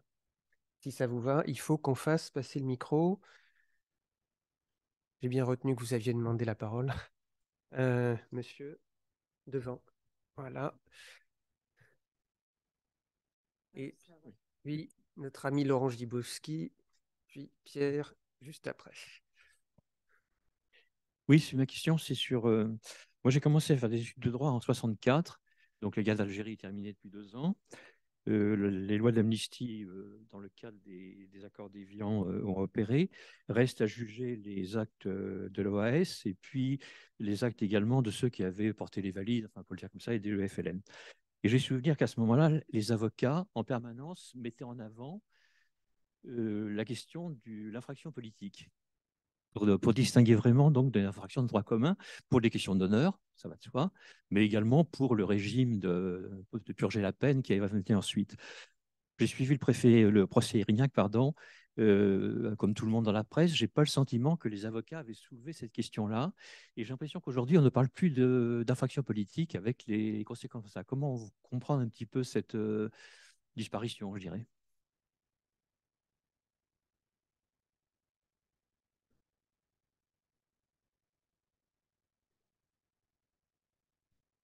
Euh, le premier pan de ma question, c'est comment la culture joue dans la détermination. Vous avez parlé de violences sexuelles, sexistes. Comment la culture joue, par exemple, en France, a joué dans l'élévation de ces actes-là au niveau juridique et comment le nombre joue aussi. Est-ce que les lois, parfois, ou le fait que tel acte soit désormais classé comme crime ou etc., est-ce que ça ne dépend pas de la majorité parlementaire ou de la minorité aussi? Oui, vas-y. Oui, bonjour. Merci beaucoup pour vos interventions. Ma question s'adresse à vous, Xavier. Euh, je reste un peu sur ma faim sur la typologie, d'autant que l'une de mes motivations pour venir ici, c'est que j'étais très intéressé par cette typologie. Et là, j'ai l'impression qu'il y a des trous dans la raquette, parce que ou c'est moi qui n'arrive pas à classer selon votre typologie. Mais par exemple, vous avez évoqué le terrorisme et le djihadisme au tout début de votre propos, mais vous n'avez pas dit dans quelle typologie ça se situait, par exemple. Les violences conjugales dont vient d'être question, où est-ce que vous les classez dans votre typologie? Moi, j'aurais envie d'ajouter la violence sur les réseaux sociaux, parce que pour l'instant, il n'en a pas été question, mais je pense qu'il y a quand même une énorme violence. Alors, est-ce qu'elle est symbolique? Elle n'est pas physique, bien sûr, mais elle est éminemment symbolique. Où est-ce que vous la classez? Et enfin, la violence dans la parole publique, qui, à mon avis, d'ailleurs, est liée aux réseaux sociaux. Et quand un ministre de l'Intérieur parle des syndicats qui vont bordéliser le pays, pour moi, c'est quelque chose de très violent d'entendre une chose pareille de la part d'un ministre. Jamais la parole ne s'était libérée, je dirais, enfin libérée dans le mauvais sens du terme, désinhibée à ce point. Il y a quand même quelque chose de très violent là-dedans. Donc voilà, où est-ce que vous classez ces violences-là? Voilà. Terrorisme, violence conjugale, réseaux sociaux et parole politique. Merci beaucoup. Bon, alors Xavier, effectivement, peut-être pour 2 questions sur les 3. Alors, peut-être pour répondre d'abord à votre question, c'est une question vraiment intéressante, ça, la question de l'espèce de perte ou de sentiment de perte de l'identité politique de la violence, qui n'est pas totalement vrai, mais qui est en même temps assez vrai et qui tient, à mon avis, aussi au mécanisme judiciaire. En ce qui concerne, par exemple, alors vous avez raison, hein, au moment de l'Algérie, il y avait une stratégie qui était théorisée comme une stratégie de rupture, en particulier par Vergès, qui consistait à mettre extraordinairement en avant la dimension politique et à récuser l'accusation sur les pratiques de l'État. Ce qui s'est fait encore. Moi, j'ai assisté à tous les procès basses de l'ETA en 95. C'était des procès très politiques, où, par exemple, les détenus refusaient l'expertise psychologique. Hein, l'expertise psychologique est obligatoire dans les jurys, que ce soit de tous les jurys d'assises.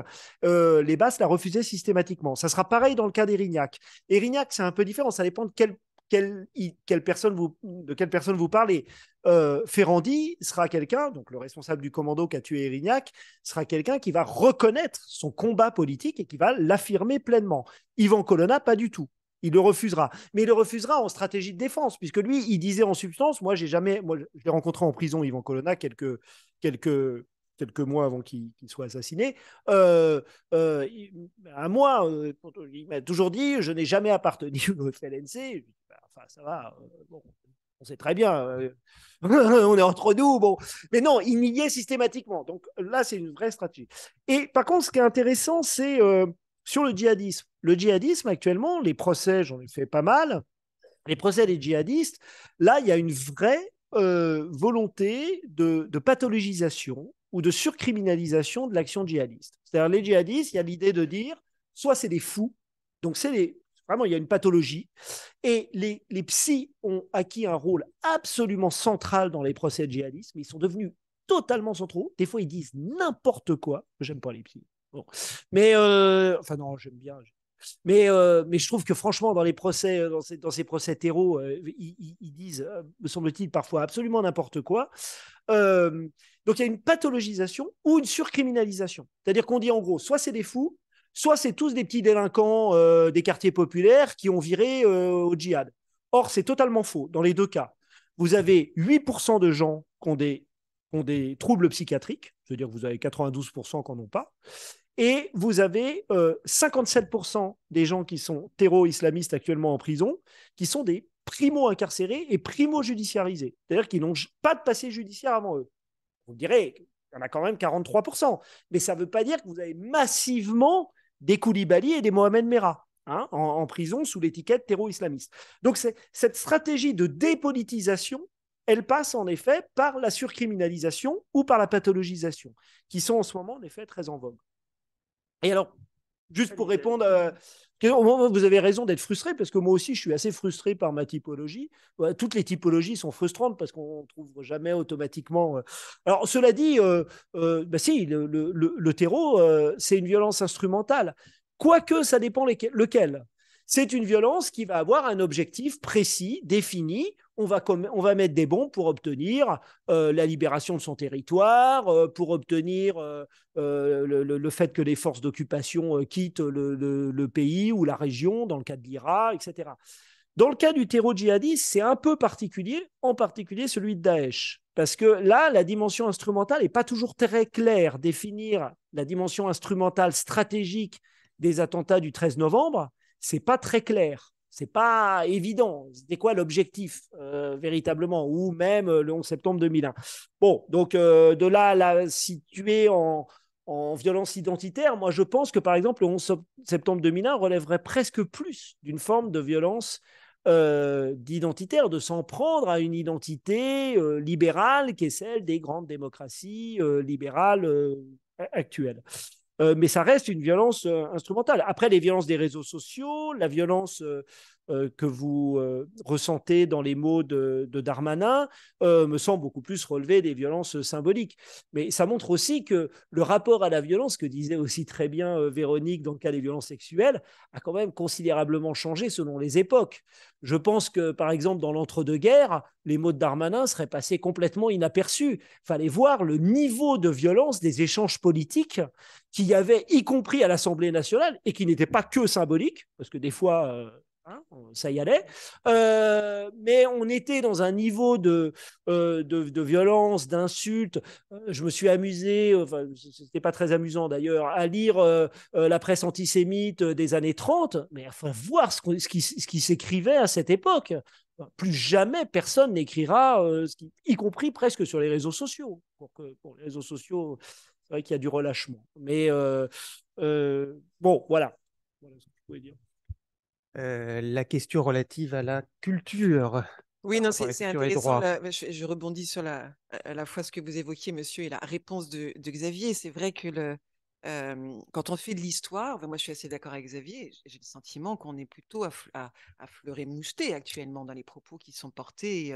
On fait au contraire attention à ce qu'on dit. En plus, on a inventé, oui, cette notion de violence verbale.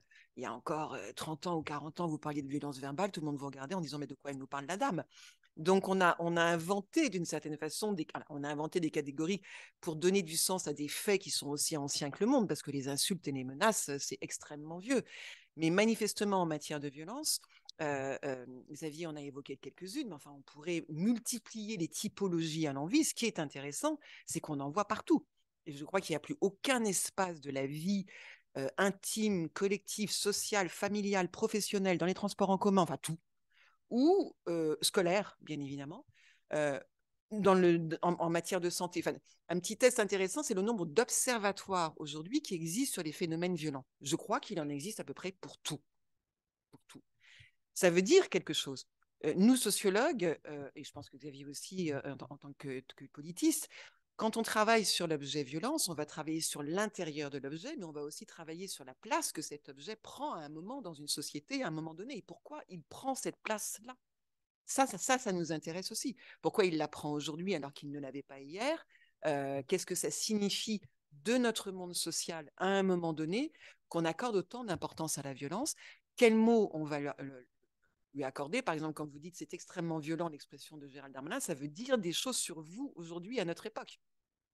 Je me souviens, mais peut-être vous vous en souvenez aussi, Xavier doit mieux connaître ça que moi, la séquestration, enfin la supposée séquestration du DRH d'Air France. Je ne sais pas si vous vous souvenez où le monsieur avait été attrapé par la cravate. C'était pas gentil du tout. Il avait été attrapé par la cravate, je crois que la chemise était un peu déchirée. Et je ne sais pas si vous vous souvenez les commentaires qui avaient été faits dès le lendemain, on avait parlé de lynchage.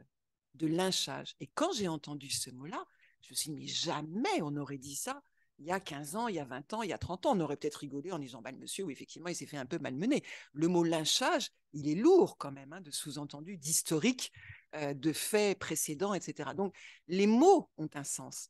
Et le fait qu'on ait parlé de lynchage pour ce pauvre monsieur d'Air France signifie effectivement que le même geste, attraper quelqu'un par la cravate et déchirer les boutons de sa chemise, c'est pas bien, on est tous d'accord, prend des proportions très différentes en fonction du regard que nous portons sur ce geste à un moment donné dans notre société. Pour répondre à votre question, monsieur, sur la culture, oui, bien évidemment que la culture a été à la fois un ferment de dénonciation de plus en plus forte des violences sexuelles. Alors, si on entend par culture production esthétique, symbolique au sens très très large du terme, mais le mot culture est plus intéressant parce que ce que dénoncent aujourd'hui celles et ceux qui combattent les violences sexuelles, c'est plutôt la supposée culture du viol. Il existerait encore aujourd'hui, nous vivrions encore aujourd'hui à travers toute une série de productions soit des films, des séries, mais qui ont été corporalisés, qui sont dans nos façons d'être, dans nos façons de nous tenir, dans nos façons de parler, ce qu'on appellerait une culture du viol, c'est-à-dire une sorte de licéité, de tolérance accordée au fait qu'on peut agresser le corps de l'autre. Et bien évidemment que n'importe quelle loi doit passer soit par une proposition de loi, soit par un projet de loi. Donc toutes les nouvelles lois qui ont été élaborées sur les violences sexuelles ou sexistes ont été votées par le Parlement. Ça, c'est bien évidemment un passage obligé pour toute loi. Alors, nouvelle salle de questions, peut-être. Madame, monsieur, madame.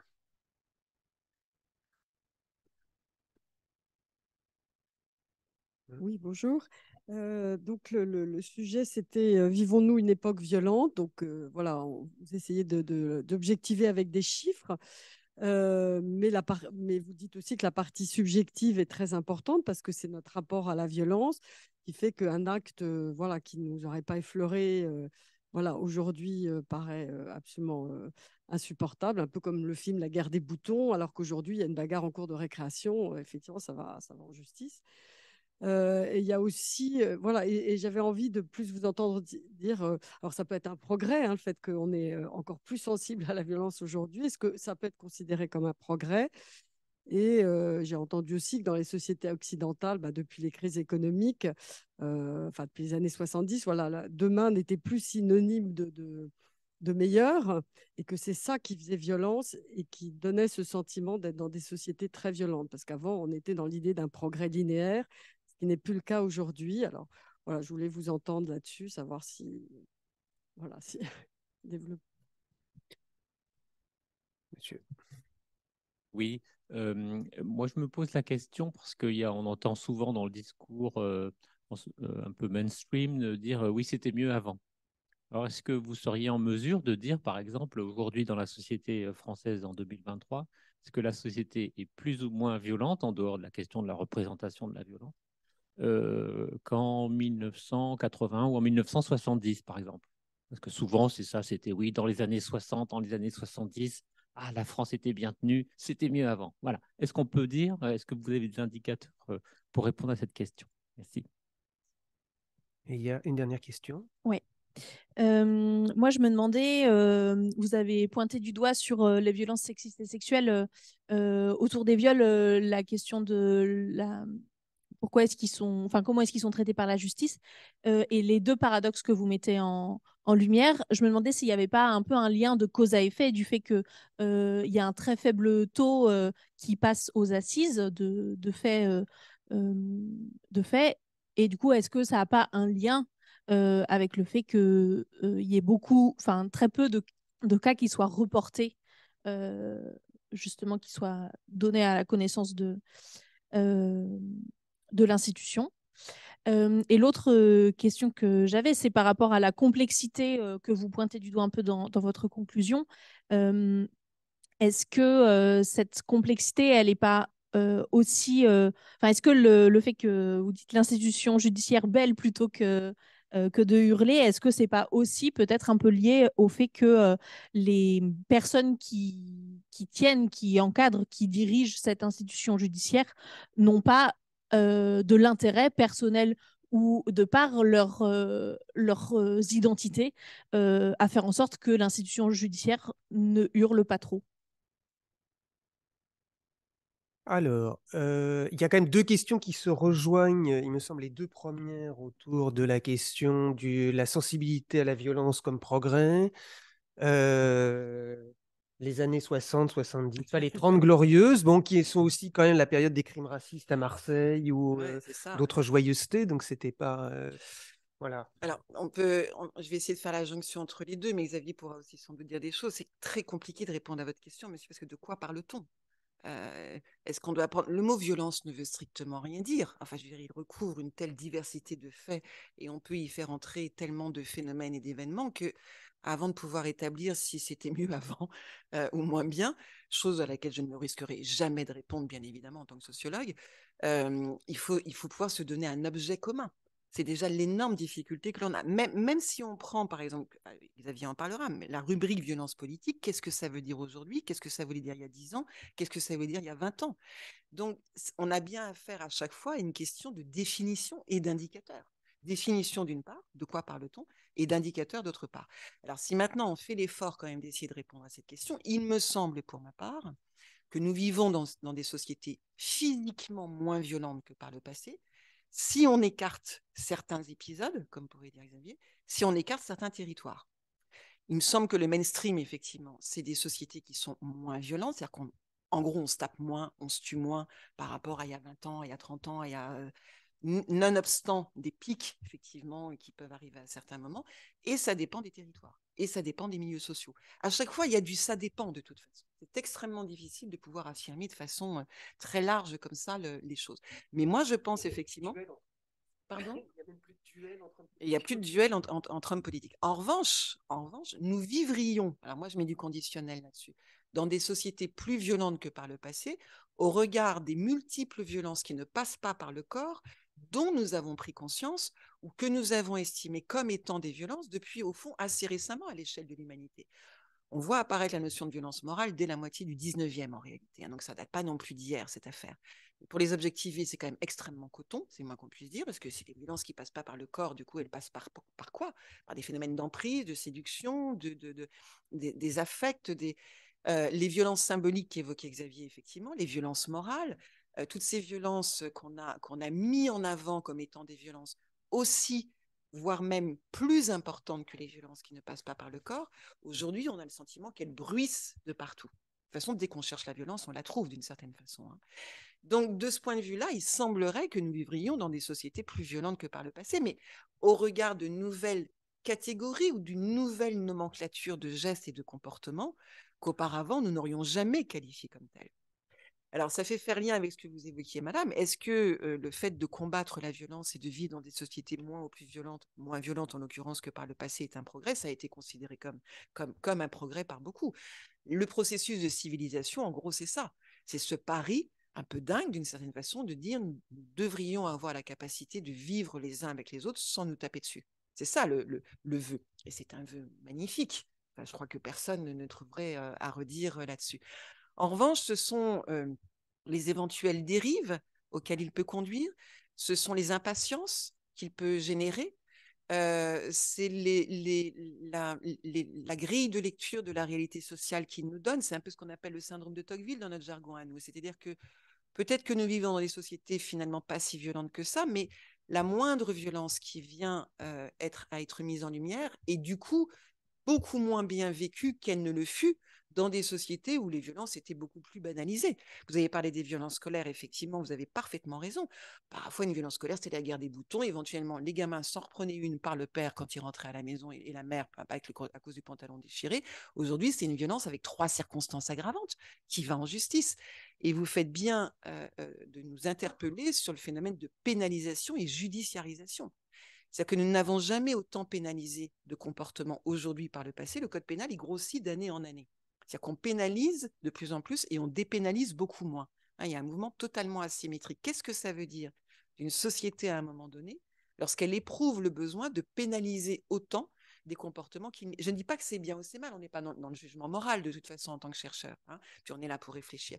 Mais ça s'accompagne d'un mouvement de forte judiciarisation. C'est-à-dire que nous confions de plus en plus le soin à l'institution judiciaire de régler des conflits, des différends, des rivalités, appelez-les comme vous voulez, qui étaient au fond réglés par nous-mêmes il y a encore quelques années. Et du coup, ça pose question sur ce qu'on appelle dans notre jargon, nous, la perte de la capacité à la régulation dans la vie ordinaire.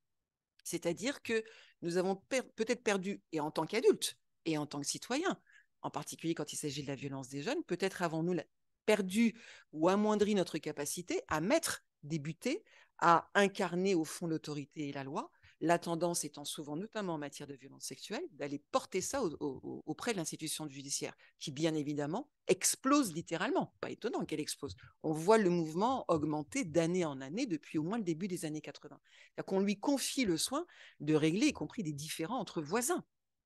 Même les policiers et les gendarmes disent en gros les citoyens exagèrent. C'est-à-dire qu'on est appelé pour des choses de plus en plus bénignes. Donc, on voit bien les débats qu'il y a à partir de ça. C'est quoi un fait grave? À partir de quoi doit-on judiciariser? Et en même temps, la justice nous invite à judiciariser de plus en plus, puisqu'elle crée de plus en plus de lois. Le législateur, d'ailleurs, plus que la justice, nous incite à le faire, puisqu'on va créer de nouvelles lois sur des comportements qui datent de la nuit des temps, mais que nous éprouvons le besoin, nous, à nous collectifs, pour lesquels nous éprouvons le besoin aujourd'hui d'en faire des infractions pénales. C'est ça qui doit nous interroger. Et encore une fois, hors de tout champ moral. Je ne dis pas que c'est bien, je ne dis pas que c'est mal. Je constate et j'incite à nous interroger sur ce que ça signifie. Et peut-être juste pour compléter, je suis totalement d'accord avec ce que vient de dire Véronique. Et pour compléter, il me semble que ce que vous souleviez, madame, c'est le décalage finalement entre le niveau de violence qu'on peut objectivement constater dans les sociétés et le ressenti de la violence. C'est-à-dire qu'on a l'impression qu'en effet, on est dans les sociétés où on ressent une violence beaucoup plus importante qu'elle n'est réellement. Je parle là dans les sociétés occidentales, la France. Hein. Bon. Il me semble qu'il y a deux autres éléments qui peuvent jouer. C'est un, la survisibilité de la violence. Ça, c'est peut-être un élément assez nouveau. C'est-à-dire qu'auparavant, il n'y avait pas d'écran de télé, il y avait encore moins d'écrans d'Internet, il y avait encore moins de réseaux sociaux, et donc la violence était à distance. Et elle était très lointaine. Désormais, on est presque dans un village global, et la violence, elle est à nos portes. Ou quand elle n'est pas à nos portes, on sait qu'elle pourrait arriver très vite, ou on anticipe qu'elle pourrait venir très vite. Il suffit d'ouvrir sa télé le soir aux infos de 20h pour la voir, la violence, systématiquement, quelle qu'elle soit, surtout en ce moment avec l'Ukraine. Donc là, on la voit, la violence. Donc voilà, il y a une survisibilité de la violence et auquel se rajoute une mise à distance de chacun de nous de la violence. C'est-à-dire qu'on est, nous, de moins en moins violents. On ne la pratique pas, la violence. Nos aïeux, je sais pas, nos arrière-grands-pères paysans, c'était des sociétés beaucoup plus rudes, peut-être beaucoup plus violentes, où les gens pouvaient s'affronter, où il y avait des sports de force, où il y avait on picolait pas mal, on s'aboyait dessus, etc.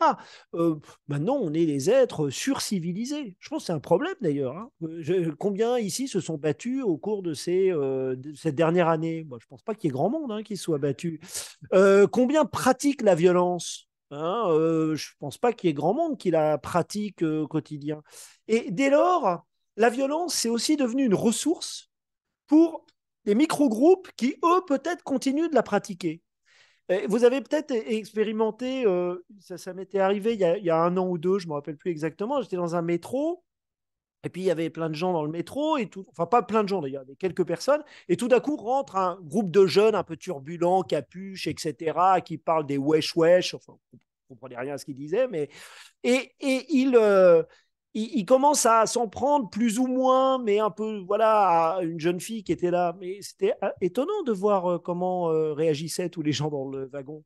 En gros, ils regardaient tous leurs pieds, en priant Dieu pour que surtout ça ne les concerne pas, en priant encore plus Dieu pour qu'ils ne soient pas trop violents avec la jeune fille, parce que ça pourrait les forcer à intervenir, ce qu'ils sont incapables de faire, puisque de toute façon, ils ne maîtrisent pas les codes de la violence. Donc, on voit bien qu'il y a... Et là, on voyait bien, d'ailleurs, il n'y avait que des costards-cravates dans le métro, et on voit bien tout d'un coup un renversement de la hiérarchie sociale. C'est-à-dire que d'habitude, les dominants, costards-cravates, pour le dire vite, sont plutôt dominants par rapport aux capuches. Et bien là, dans l'interaction avec les ressources de la violence, les dominants étaient les capuches, très clairement. Et les autres regardaient tous leurs pieds. Bon, donc on voit bien qu'on la maîtrise plus, la violence. On la maîtrise plus, on la voit partout. Donc ça joue, non?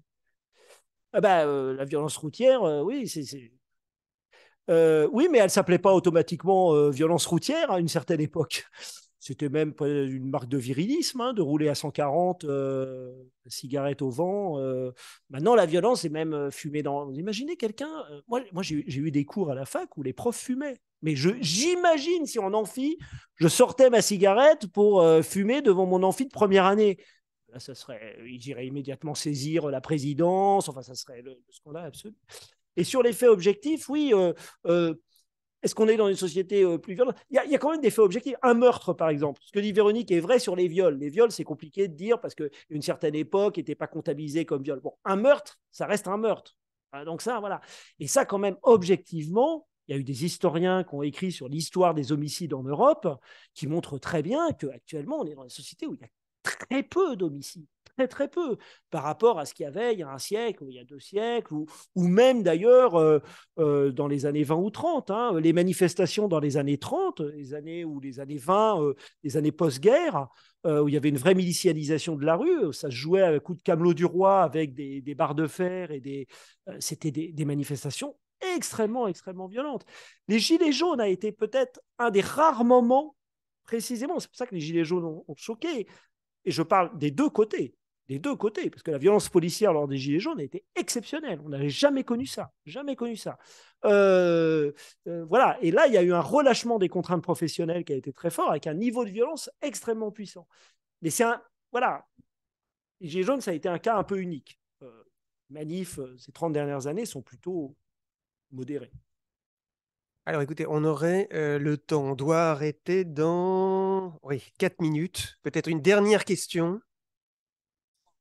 2, 3, vous croyez? Bon, alors attendez. Si, ça y est, pardon. Excusez-moi. Oui, la réponse est oui. Alors, Facile. Si, je me souviens. Non, non. La question, c'était est-ce que le faible taux de plainte ne serait pas en lien avec le faible taux de condamnation je dis oui. On peut supposer causalité, je ne sais pas. Corrélation, c'est tout à fait recevable, effectivement. Parmi les raisons qui font qu'il y a un faible taux de plainte, il est possible qu'il y ait le fait que le taux de condamnation est très. C'est une possibilité, mais on peut avoir la contre-possibilité aussi. Hein. On peut avoir des personnes qui ne veulent pas porter plainte, voire qui retirent leur plainte parce qu'elles ne veulent surtout pas que l'auteur soit condamné. Donc, j'ai vu ça dans les dossiers, moi. Donc, voilà, cette corrélation qui paraît évidente telle que vous l'évoquez, vous, il y en a d'autres qui sont contre-intuitives et qui sont pourtant aussi fortes que celles que je viens d'évoquer. Quant aux magistrats, il y a de plus en plus de jeunes magistrates ce serait intéressant d'ailleurs de voir comment ça va évoluer aussi en fonction de l'âge et du sexe des magistrats.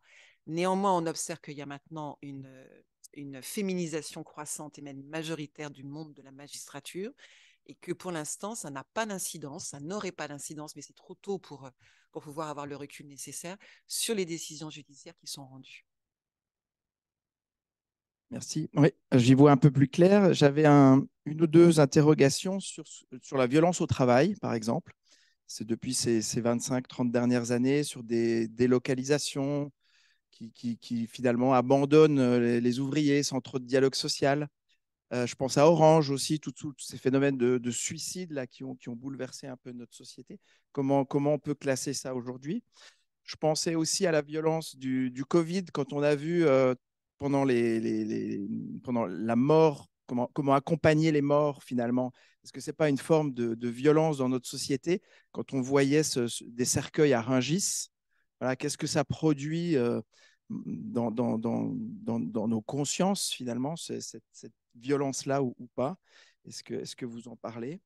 Et puis, je pense aussi au département d'outre-mer où quelquefois, ils sont aussi. Enfin, il y a une violence à fleur de peau quand on a des catégories de jeunes, des taux de chômage énormes dans la population des moins de 25 ans, par exemple, dans presque tous les outre-mer aujourd'hui.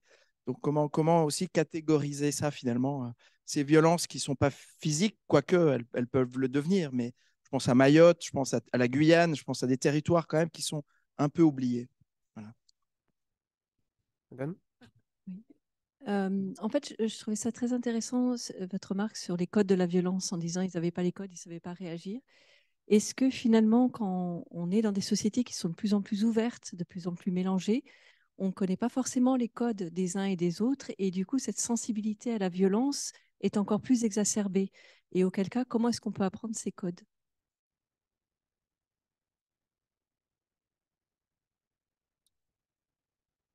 Voilà, mais là, après Oui.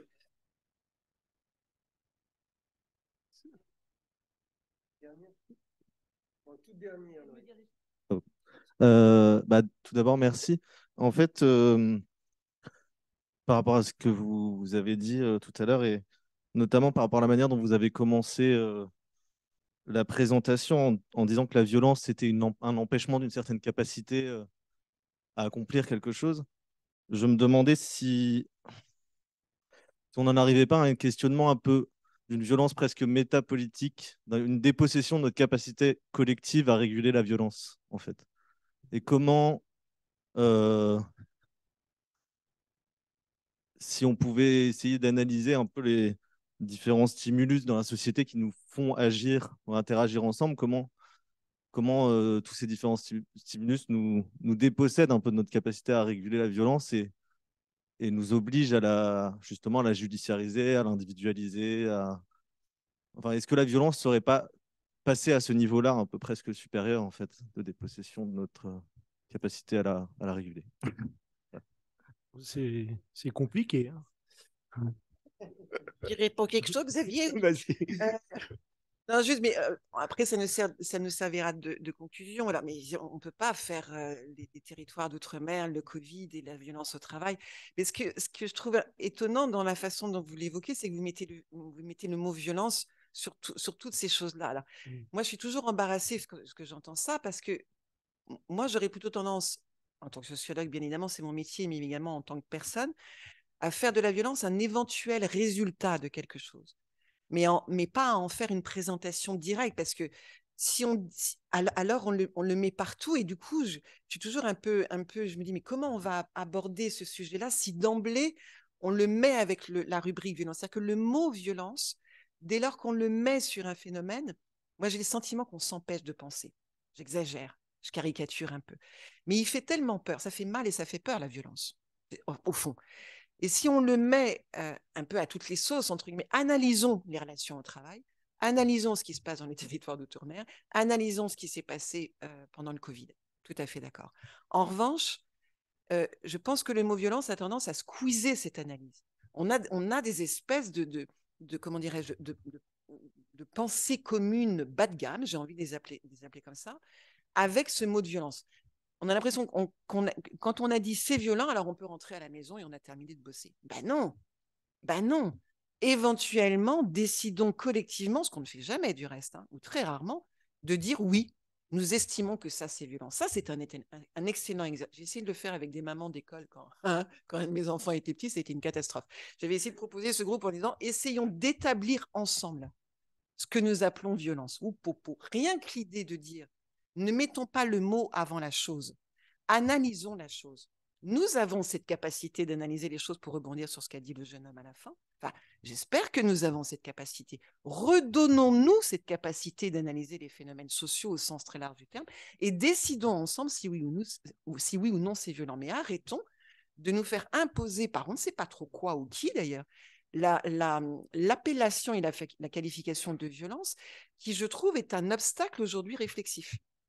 C'est ça notre boulot de citoyens, de personnes engagées, de chercheurs certainement. Analysons, on n'arrête pas de le dire, mais parfois on perd. Analysons les choses et déterminons si nous estimons que c'est de la violence. Ça me paraît un acte tout à fait et de recherche et de citoyenneté aujourd'hui.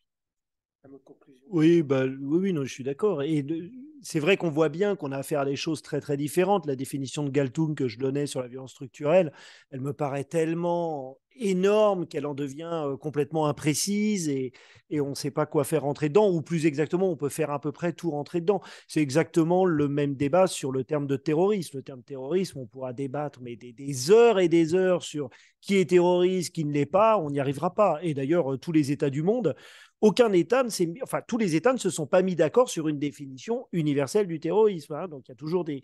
Voilà, donc je pense que c'est ça. Après, sur votre remarque sur les codes de la violence, oui, ça rejoint un peu les analyses de Cynthia Fleury qui disait finalement, on est dans un monde global et on a longtemps cru que la communication, en nous rapprochant de l'autre, allait rendre l'autre beaucoup plus fréquentable et beaucoup plus acceptable. Mais c'est exactement l'inverse, parce que l'autre, précisément, est beaucoup plus près de nous à travers nos écrans télé.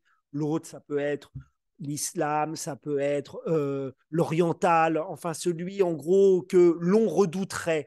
Il est finalement beaucoup plus proche de nous à travers la télé, à travers les moyens techniques, l'avion, etc. Et donc il va falloir faire un effort incommensurable pour se mettre d'accord. Pour un, l'accepter, et deux, pour qu'il nous accepte. Voilà, et sur cette... je pense que c'est exactement la même chose sur... et puis après, apprendre les codes de la violence, faire des sports de combat. Je pense que c'est utile. Voilà, donc là, je dois assumer le rôle violent d'interrompre la discussion, malheureusement. Mais en tout cas, un grand merci à vous toutes et tous pour votre participation et à nos intervenants.